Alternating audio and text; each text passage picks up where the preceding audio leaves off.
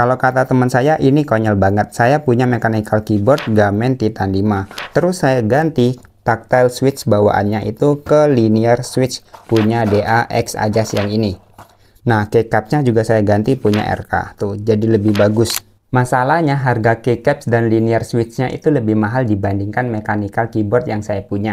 Semisal kalau ini digabung totalnya bisa beli mechanical keyboard yang harganya sekitar 500 ribuan dan lebih bagus dari ini. Gak heran kalau dia komentar seperti ini di WhatsApp. Untuk orang seperti saya yang baru pertama kali main mechanical keyboard, lebih senang seperti ini sih. Dengan budget yang sama, kita bisa beli mechanical keyboard murah, kemudian bisa ganti switch dan keycapsnya. Jadi kita bisa ngerasain perbedaan mana yang lebih enak dan mana yang tidak. Dan setelah saya ganti linear switch dan keycaps PBT, suara dan tekanannya itu jadi lebih enak.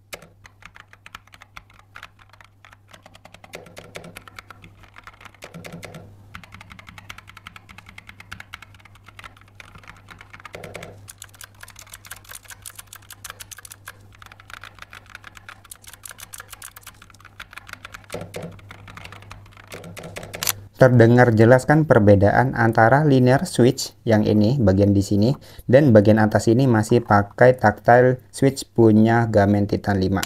Kalau menurut kamu bagaimana? Semisal kamu punya budget 500 ribu rupiah, mending beli mechanical keyboard yang mahal langsung atau beli mechanical keyboard yang murah terus sisanya beli switch dan keycaps.